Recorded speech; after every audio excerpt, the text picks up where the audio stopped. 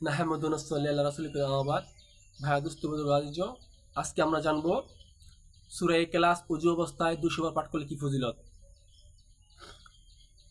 ভাইয়া দুস্থ বন্ধুরা আজিজ, ওযু অবস্থায় সূরা ইখলাস 200 বার পাঠ করলে এক নাম্বার রহমতের 300 দরজা আল্লাহ তাআলা খুলে দিবে।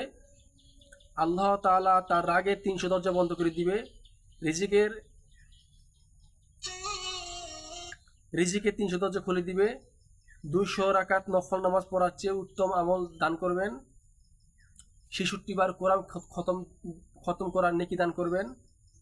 আল্লাহ তাআলা তাকে জ্ঞান, ধৈর্য, বুঝ বাড়িয়ে দিবেন।